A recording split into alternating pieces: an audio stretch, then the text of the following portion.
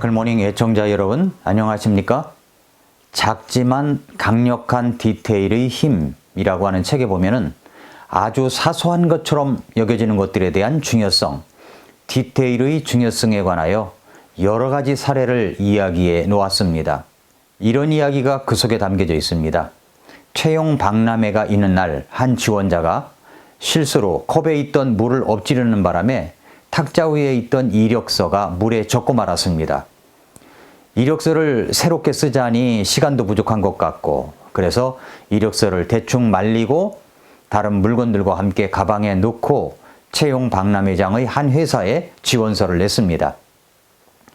그런데 이 회사는 입사 지원서를 제출하기 전에 지원자가 이력서를 들고 먼저 인사 담당자와 면담을 하고 그걸 통과해야 지원서를 제출하고 면접을 볼 수가 있었습니다. 인사 담당자는 이 지원자에게 몇 가지 질문을 하더니 이력서를 보여달라고 했습니다.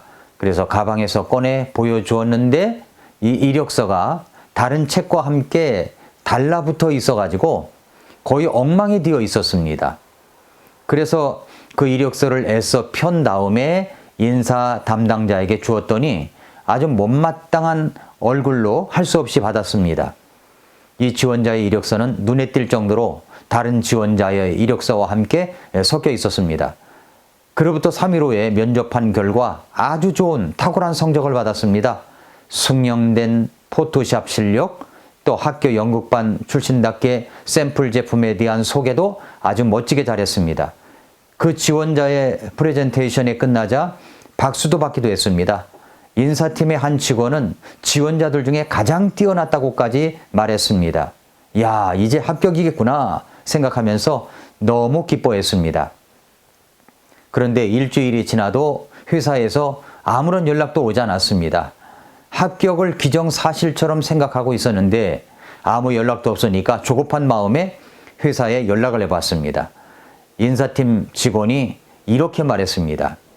사실은 면접에서는 당신이 가장 뛰어난 지원자였습니다.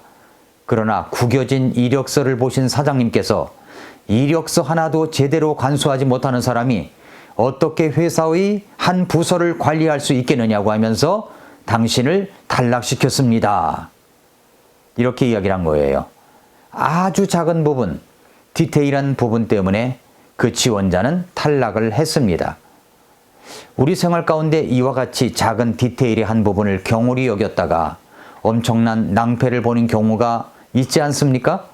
그 작은 부분, 디테일을 놓쳐서 낭패를 보는 경우 중 하나가 저는 인간관계가 아닌가 싶습니다.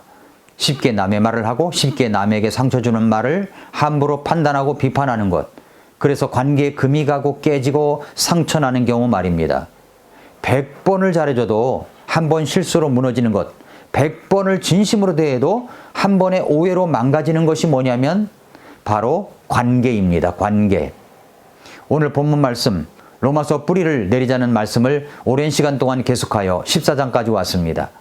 1장부터 11장까지는 우리가 어떻게 해야 구원을 받는지에 대한 말씀을 이고 12장부터 16장까지는 구원받은 자의 생활적인 부분을 말씀하고 있습니다. 그런데 구원받은 그리스도인들이 교회라는 이름으로 모이는 그곳에서 우리가 정말 조심해야 할 것들이 있음을 오늘 본문 말씀은 말씀하고 있습니다.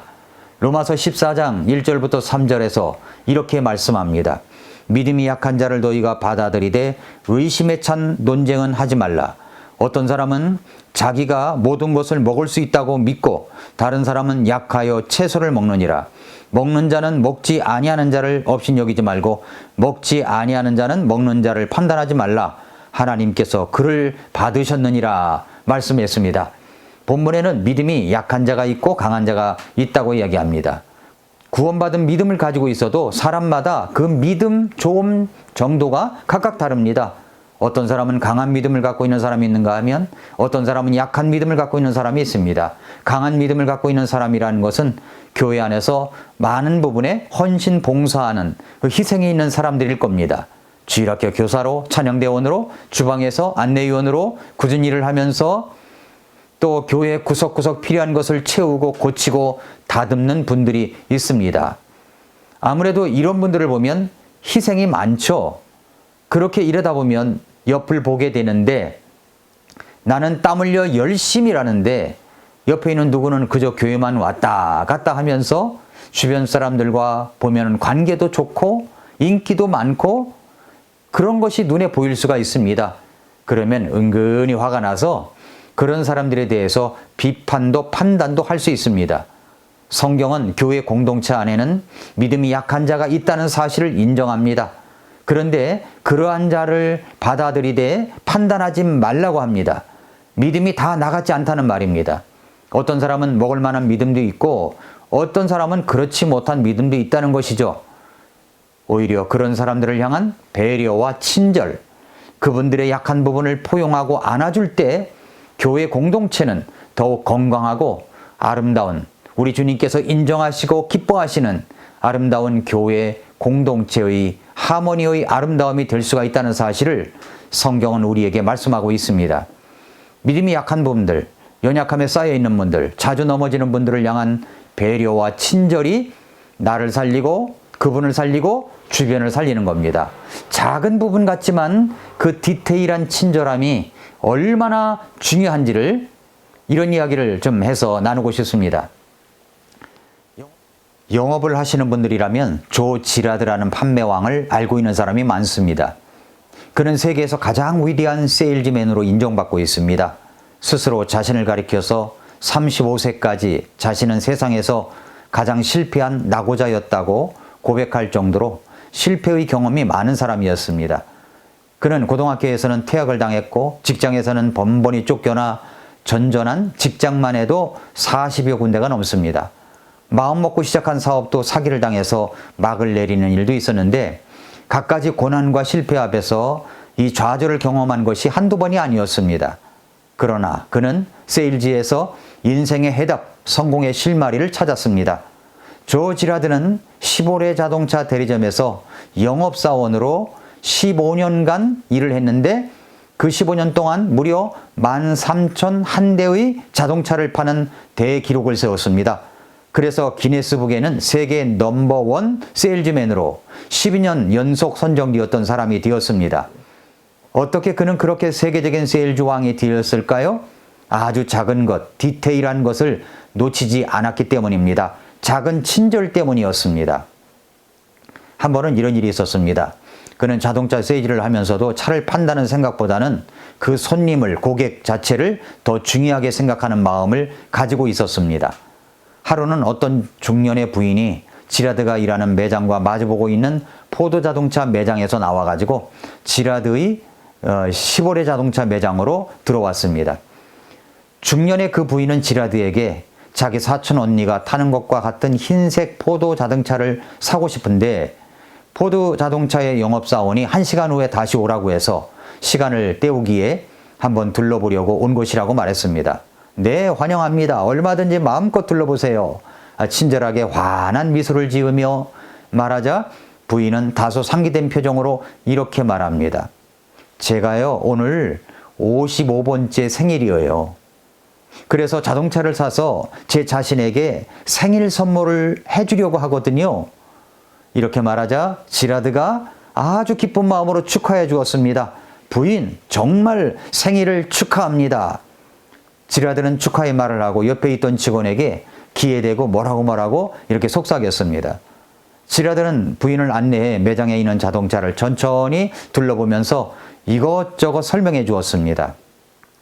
시보레 자동차 앞에 멈춰 섰을 때 그는 부인에게 흰색을 좋아하신다고 하셨죠? 이 차도 역시 순백색입니다. 라고 말했습니다. 바로 그때 조금 전 지라드가 귓속말을 했던 그 직원이 꽃다발을 가지고 왔습니다. 지라드는 그 꽃다발을 받아서 부인에게 건네주면서 부인, 다시 한번 부인의 생일을 진심으로 축하드립니다. 라고 하면서 그 꽃다발을 선물로 주었습니다. 그러자 그 부인은 깜짝 놀라면서 눈물을 글썽이며 감격에 겨워서 이렇게 말합니다. 아, 정말 감사해요. 오랫동안 누구에게 선물이라는 걸 받아본 적이 없어요. 방금 전에 들어갔던 포드 자동차 매장에서는 헌차를 끌고 갔더니 제가 자동차를 살 만한 사람으로 보이지 않았는지 차를 구경하려고 했는데 지금 자기는 수금을 하러 가야 한다고 핑계를 대기에 할 수 없이 여기서 기다리는 중이었거든요. 원래 사고 싶었던 자동차는 포드 자동차였지만 지금 다시 생각해 보니까 꼭 그럴 필요는 없는 것 같아요. 그 중년 부인은 지라드에게서 흰색 시보레 자동차를 구입했습니다. 지라드가 세일 조항에 들 수 있었던 것은 바로 이 작은 친절, 디테일한 친절함 때문에 12년간 무려 1만 3천여 대의 자동차를 팔 수가 있었고 어떤 때는 한 해에 무려 1425대나 판 적도 있었습니다. 사랑하는 애청자 여러분, 성도 여러분, 작은 친절이 사람의 마음을 따뜻하게 만듭니다. 오늘 본문 로마서 14장 말씀은 친절보다는 뒷담화와 판단으로 교회 공동체를 얼어붙게 하는 사람들을 향하여 말씀하는 것입니다. 로마서 14장 12절과 13절에 보면은 그러므로 이와 같이 우리 각 사람이 자신에 대하여 하나님께 회개 보고를 하리라. 그런즉 우리가 다시는 서로 판단하지 말고 도리어 이것 즉 아무것도 자기 형제의 길에 걸림돌이나 넘어질 기회를 두지 않을 것을 판단할지니라 라고 이야기를 했습니다. 우리 주님 앞에서 회개보고를 하는 날 형제자매를 향한 뒷담화와 판단과 거절에 대한 회개보고가 아니라 형제자매를 향한 그 작은 친절 때문에 우리 사랑하는 예수 그리스도를 기쁘시게 하면서 칭찬받고 인정받는 결산을 하는 우리 교회 모든 성도님들이 되시기를, 또 이 방송을 듣는 모든 분들이 되시기를 축복합니다. 다시 한번 옆에 있는 분들을 돌아보십시오. 그분들은 지금 여러분의 작은 친절을 기다리고 있습니다. 오늘도 미라클 모닝입니다.